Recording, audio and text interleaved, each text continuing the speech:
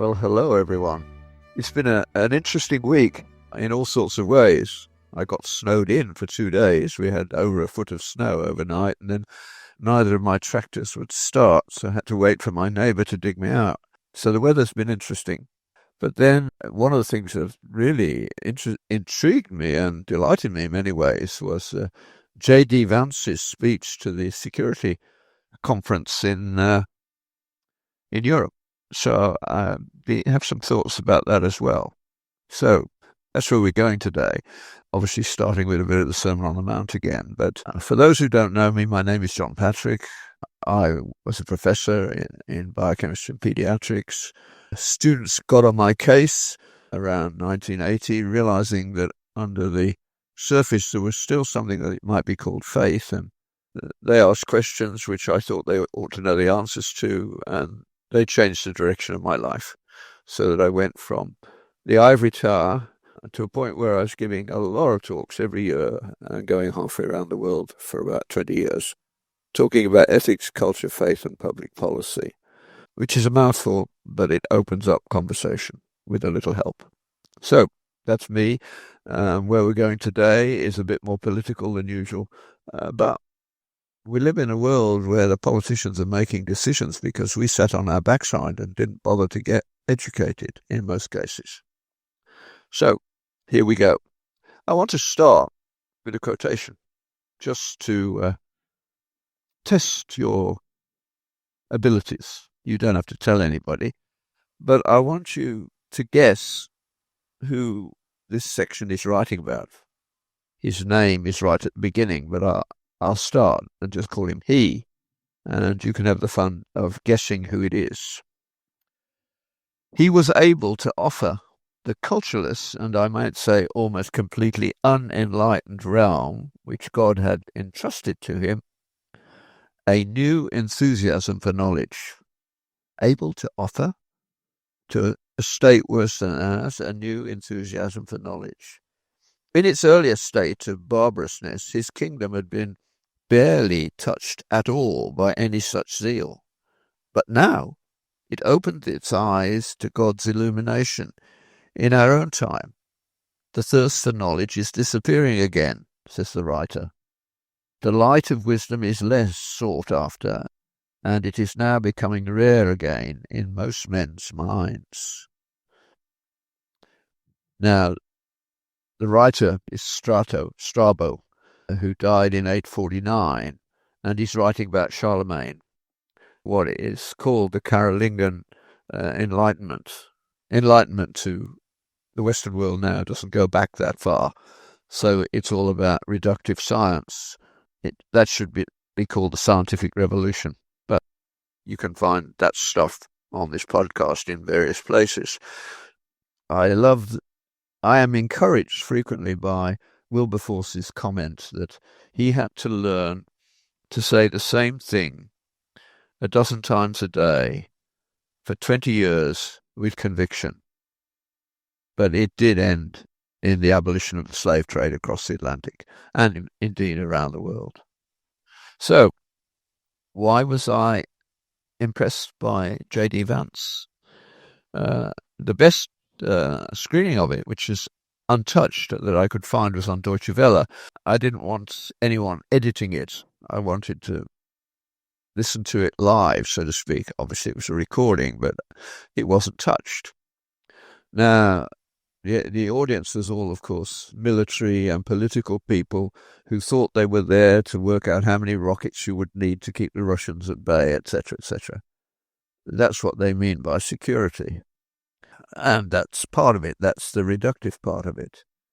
But he didn't talk about that. He talked about culture. He talked about what worried him most about Europe was not whether it could produce weapons, etc., but whether it had a sufficiently deep story to produce a kind of response that, for instance, happened in the Second World War. I love, and if you haven't seen it, go find it, when right at the beginning of the war, Churchill was wondering what he was doing. Lots of people were saying, look, you could negotiate a treaty with Hitler Yes, he'll break it in due course, but it'll give us some time. And Churchill's sense was that that wasn't a good idea, but he played hooky from his security and went and got on the Underground in London. And he talked to people on the train, ordinary people. That's what he wanted. And they said, we've got to go for it. It's you can find it in various films about Churchill, but it's a lovely clip. And he went to the people to find out where they were. And of course, nowadays, the people are, what's the word I want? Well, basically, the elite who rule look down their noses on the basket of deplorables, as Hillary Clinton called them, and rightly lost any chance of winning after that. They're not deplorable, but the category that's needed, wisdom, we don't talk about at all. And you can find wisdom amongst very humble people, because part of wisdom is being able to look back and know what's good and what is evil. We all know what good and evil are, and then we persuade ourselves that we don't. And what's been happening, J.D. Vance, who's a young man, but nevertheless understood this. I mean, I've been looking at this phenomenon for a long while as I watched what I loved being taken apart. The culture that I grew up with. And it's not about race. Don't ever agree to talk about race. Talk about culture, because that's what matters. Yeah, every time you talk about race, you end up being a racist, because to be anti-white is to be racist, as to be anti-black is racist. So that is not the way out. The way out is to ask what is good for us. One of the turning points for me, which I've certainly quoted on this podcast before and no doubt will again, I do wish people could quote great things like that passage I just read to you, but we don't do that anymore. But it was certainly a turning point for me. I think it was my philosopher friend Graham Hunter who brought it up, but he insisted it was me. So one of us stumbled on the following lines. Some seek knowledge for the sake of knowledge. That is curiosity. I've been there and done that. That's what a research scientist does. You're seeking knowledge, understanding of a particular thing, whatever it is. Often you don't know quite what you're doing when you get started. It's not capable of being written down as the scientific method. There's a deeper aspect to it. The writer, and I'll tell you who he is at the end, goes on and says, and there are some, however, who seek knowledge in order that they themselves may be known. The cult of the People magazine, the idea that there are famous people and important people, as though the two go together, which they rarely do. That's terrible. And the writer says, those who seek knowledge in order that they themselves may be known are not into knowledge. They're into pride. Some seek knowledge in order that they may be known themselves. That is vanity.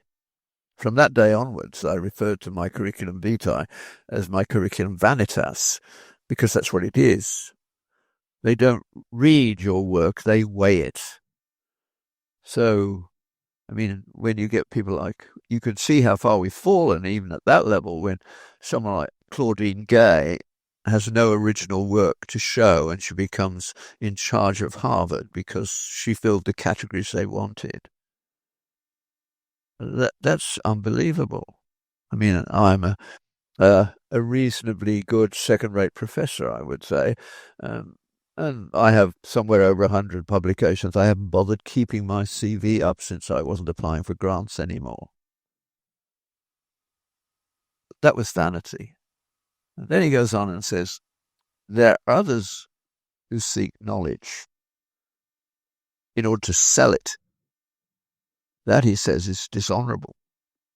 That's a bit of a hard line for a capitalist society to go after. But the people who often get maligned as though they went after money. People like Rockefeller, for instance, who did an incredibly good job for making life easier for everybody in America simply by having the brilliant idea that the idea of moving oil in barrels was very antiquated. And he got big tankers on railways and reduced the cost of petrol to pennies for many years. That drove the economy and meant that ordinary people could get a Model T Ford. He wasn't, well, I don't know his motivation, but it wasn't money that drove it. It was a brilliant idea that made money. And that's often the case.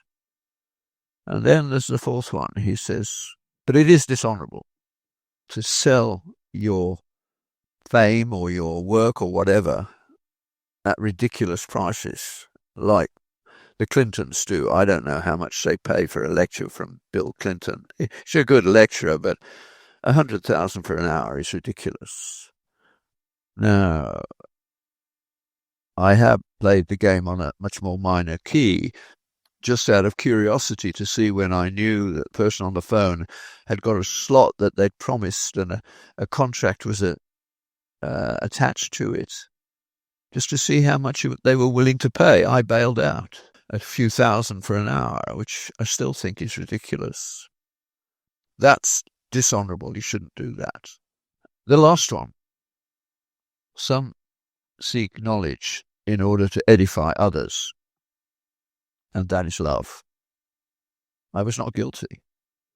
I didn't even learn the names of the students in my own course, because the course was something I had to do.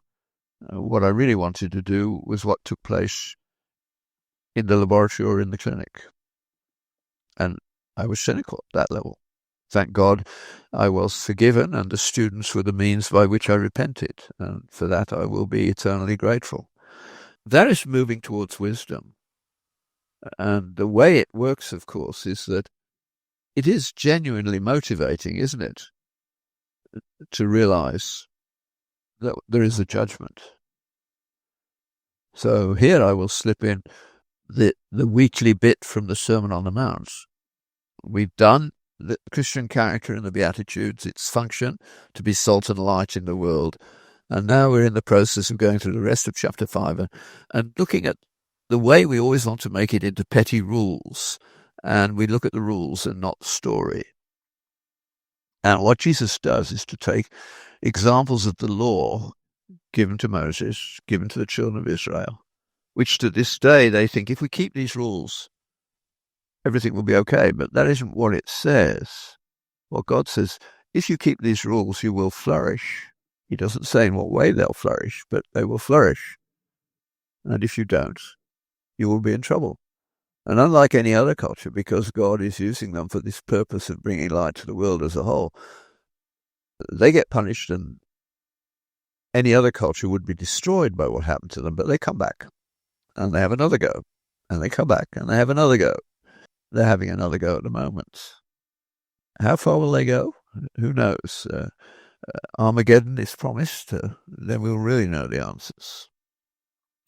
But what he does, what our Lord does with the law, is to turn it on its head.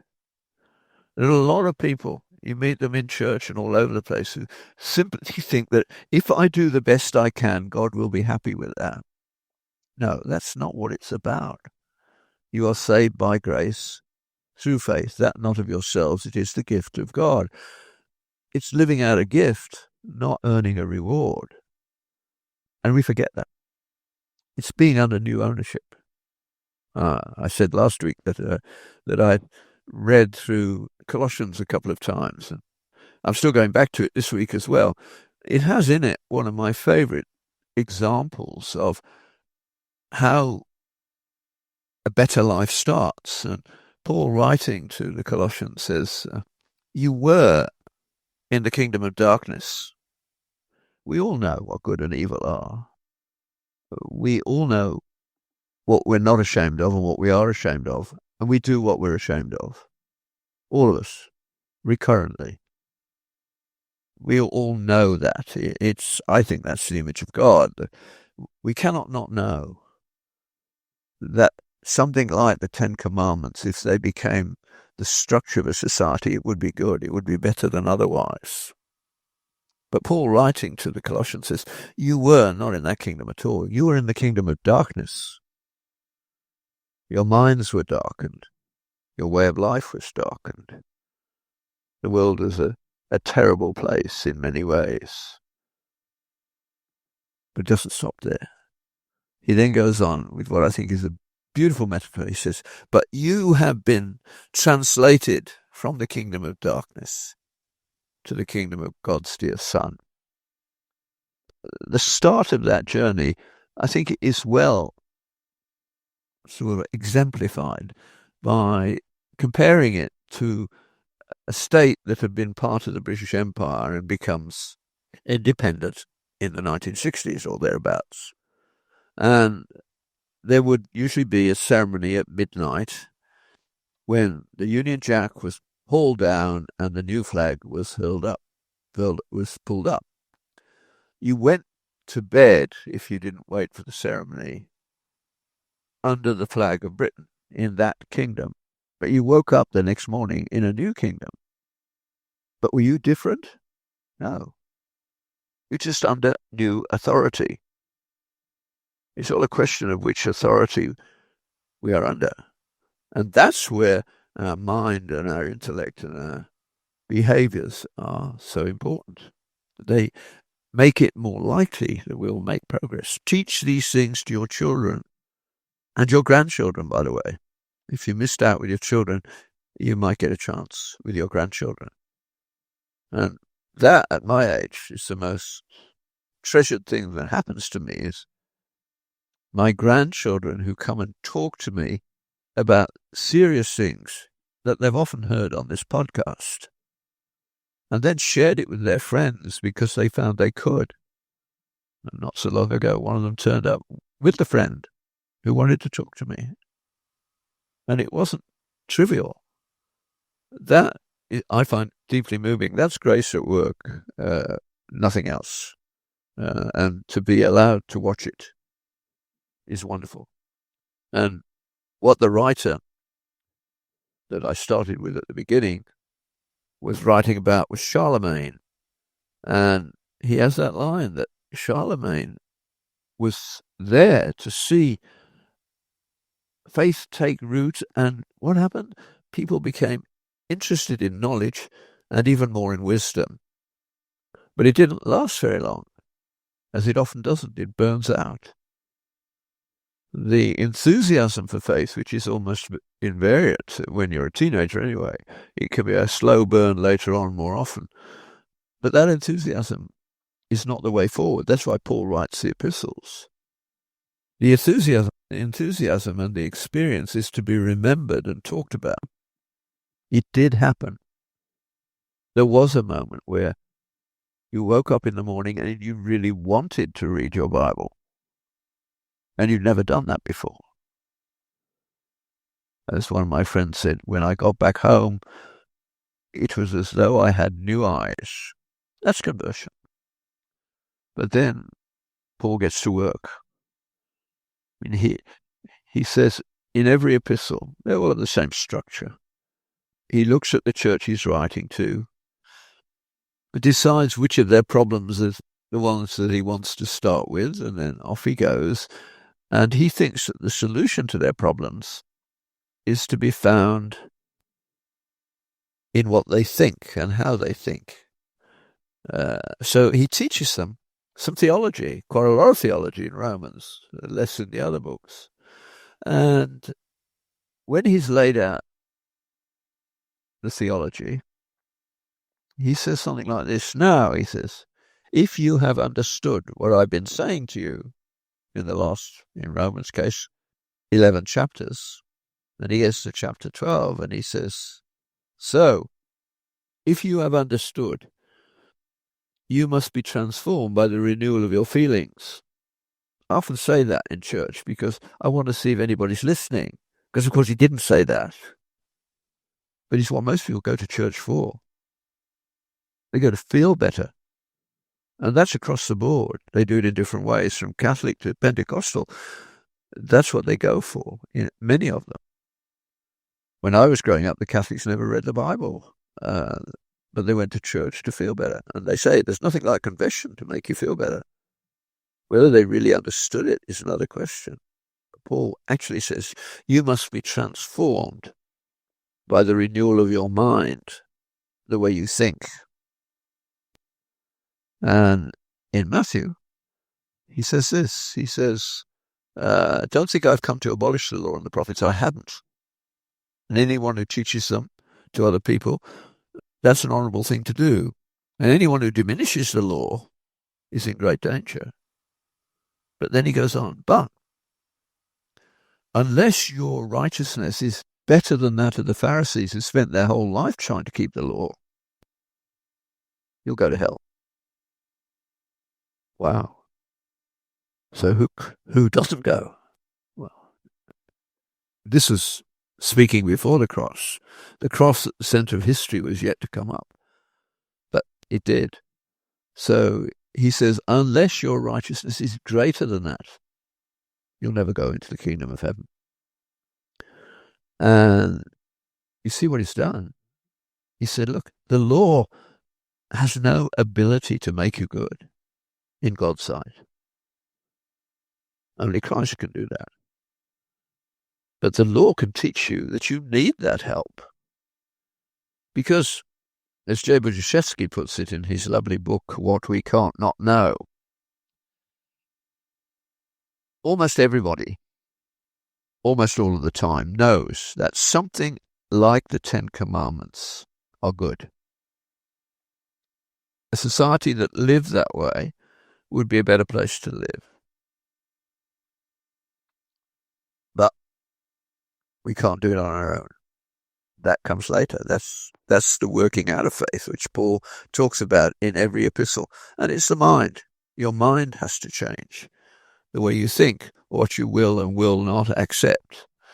Christians are not emotive. It's the unbelievers who are. They think they know the way. They're full of themselves. Pride. Plus, plus, plus. That's never available to a serious Christian.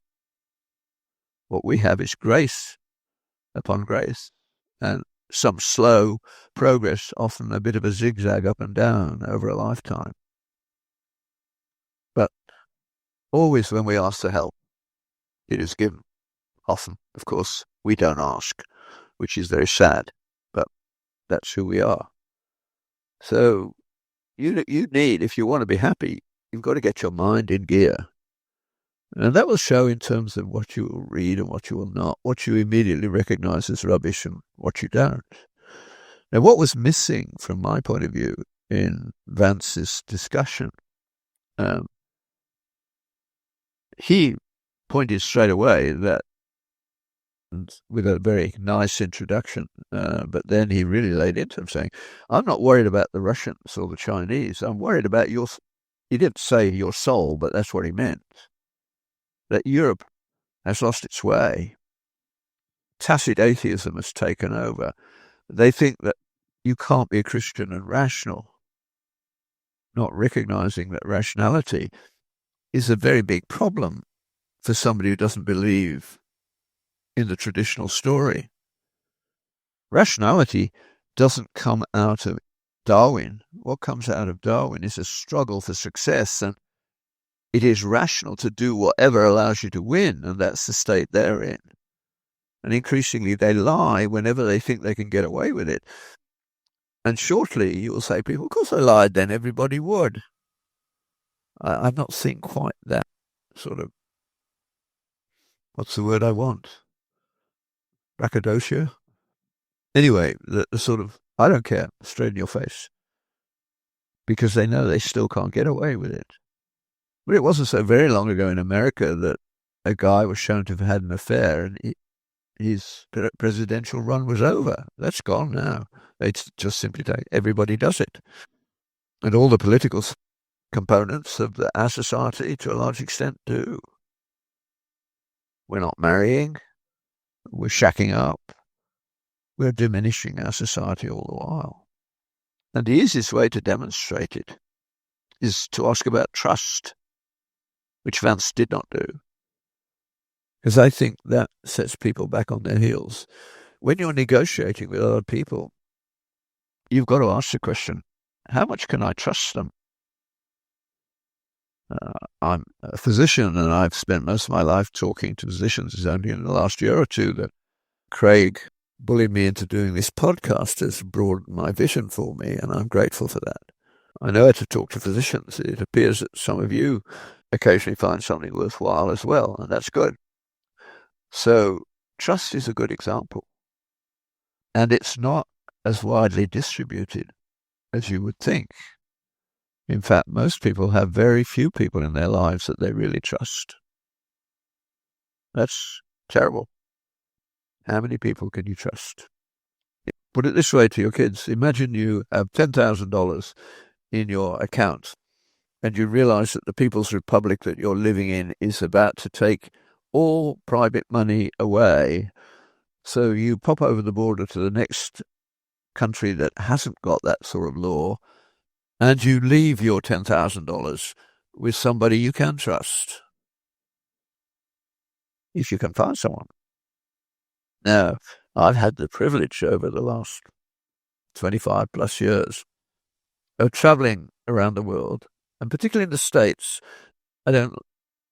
staying with people who know of me through CMDA, and it's all based, the whole thing that I did was based on trust. Someone would call me and say, can you come to our town? We have a medical school. We'd like you to give a lecture. We have a CMDA group. We'd like you to speak after a dinner. And there are various other things we'd like you to do, often including preaching.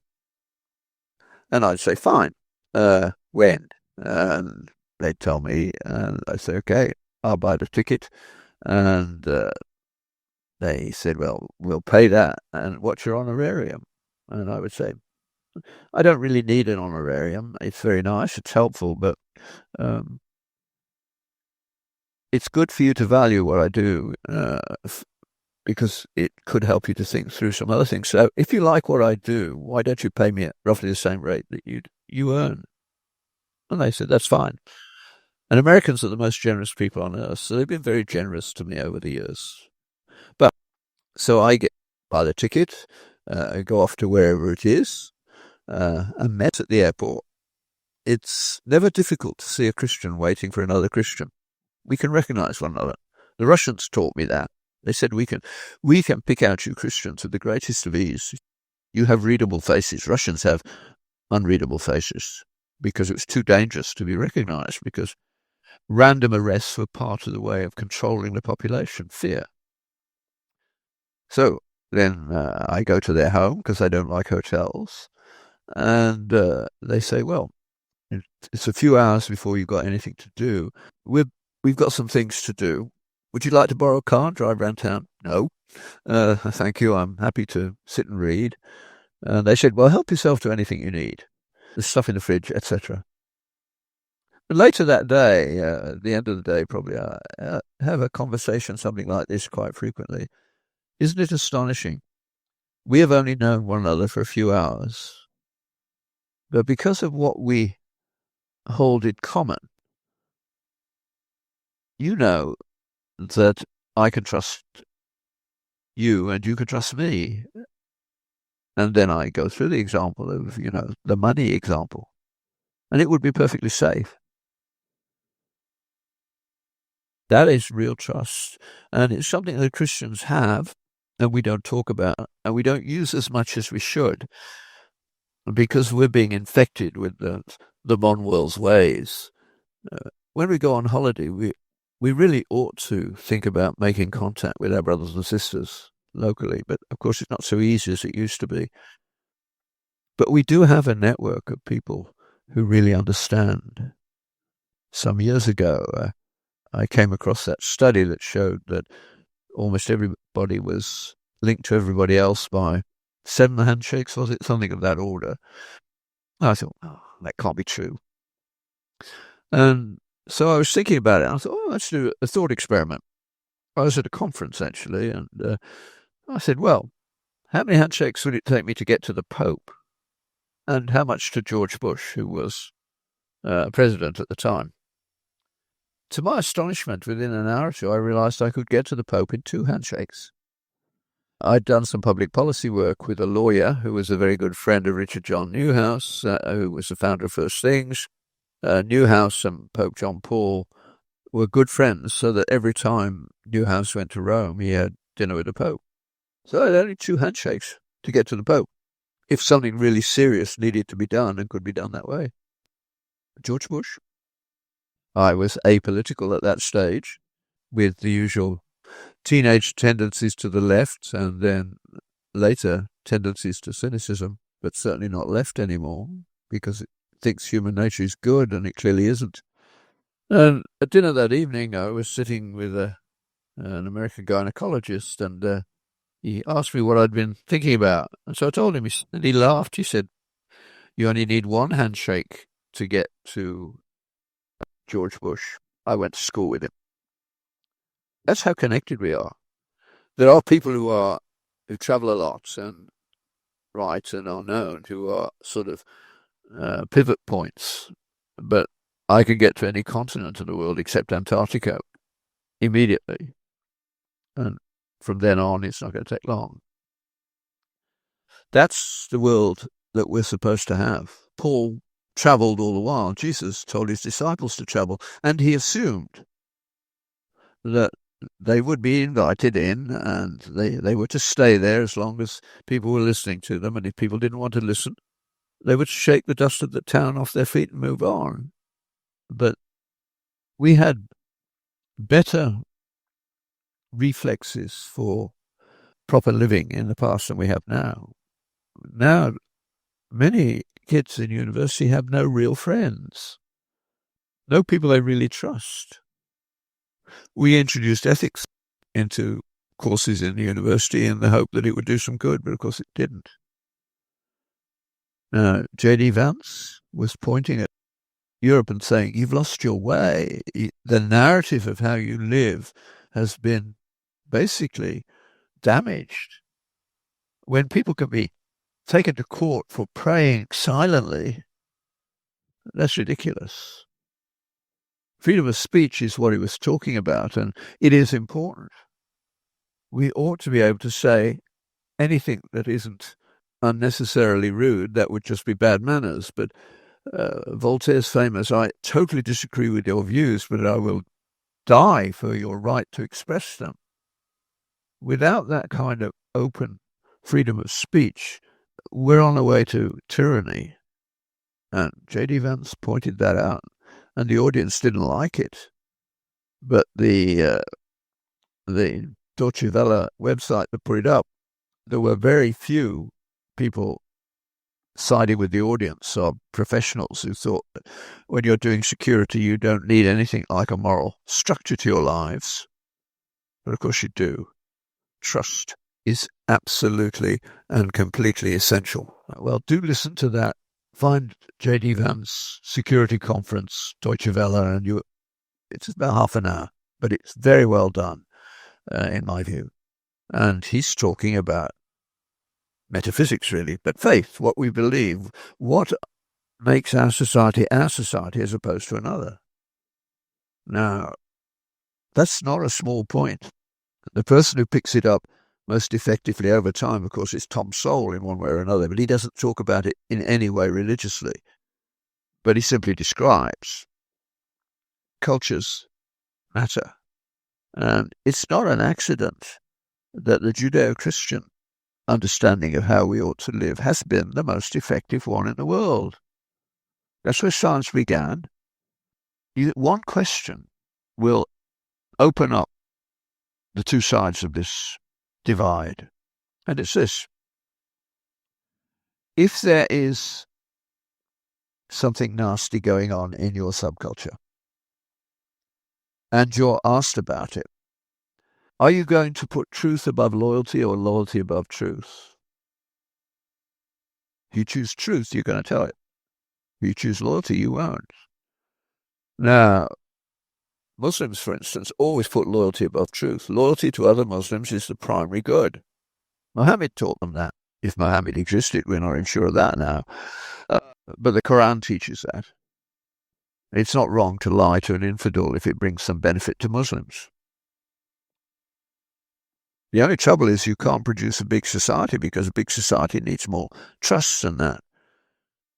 You can't produce a nation state. Islam is not about nation states. Now, at our best, we would choose truth over loyalty. And if we didn't, and it was found out, we would get the reward we deserved in that no one would trust us. Even the way we played games when I was at school, you helped the umpire. In cricket, for instance, it was very difficult for him to decide certain decisions. And if you knew you were out, you stepped away to indicate to him, yep, you should give me as out. Now, if you didn't move, he probably wouldn't. But the people very close to the bat knew what you'd done. And you would get a reputation, and then you'd be given out when you weren't out. So you learnt in that very simple way that telling the truth is important. Truth is our top virtue. One of the thoughts I want you to take away with you, to think about, to mull over, and I may stop at that point because this is important. How do you order the virtues? You're always having the elite at the moment. I even have the phrase virtue signaling, the woke crowd who always make the right noises, but you look for any practical outcomes and there are none. No, that's not what we should be doing. So the virtue of truth-telling sets you up in the right way. And the lovely phrase, a good man is made perfect by what he will not do. There you go. Interestingly, legitimate intolerance is actually an important virtue. But truth comes above loyalty. Loyalty is good, but it's got to be under truth. Now, the example I would use is that talking to medical students, they now have ethics lectures, and the only thing they remember a year or two later is what I call the Georgetown mantra. Instead of reading great novels, particularly, say, someone like Dostoevsky, and Shakespeare, of course, where you see the working out of ethics and virtue, we don't do that anymore. We simplify everything if we can. It's called reductionism. So they have 4 concepts, which is all they use. And they're these. They never think about ordering. So autonomy always comes up. Justice, doing good and not doing evil, beneficence and non-maleficence. And I've asked innumerable audiences over the years, which one is top? And it's never right, or almost never. The most foundational of those 4 is what the 10 Commandments teach. These things you shall not do. And when they are built into a society so that they are not done by anyone, then you have a foundation that works. We don't talk about foundations anymore. The people J.D. Vance was talking to have no foundational statements upon which to live, except that they wanted to be secure and able to beat that guy over there, sort of the nearest thing Darwinism can get, self-defense. No. But once you have things that you will not do, that starts to create a stable base. From that base, you can reach out to the opposite. If you know that this is evil, you know that that is good. So you can learn what good is as being the opposite of what evil is. Unlike the physical universe, which we think is enlarging, the moral universe is fixed. It goes from good to evil, from truth to lies, from justice to injustice. You can see how it works. When you get to lies, you've hit the boundary on that side. When you get to truth, you've hit it on the other side. And we live in the middle, trying to make sense of our lives, which we do with what I would call narratives of meaning. And the Judeo-Christian is one. Jews and Christians differ over the nature of evil and how it's dealt with. Islam is another. Hinduism, paganism, not used as a pejorative, but as a description. These are the ways you can live, and they order the goods differently. So once you've got those 2 in place, not doing evil, doing good, and you have some sense of where they came from, you have a basis for justice, then it is safe to have autonomy. True freedom, said Lord Acton, is not the freedom to do what you wish, but the freedom to do what you ought. And you can think about that for a long time. Try it. And write a criticism.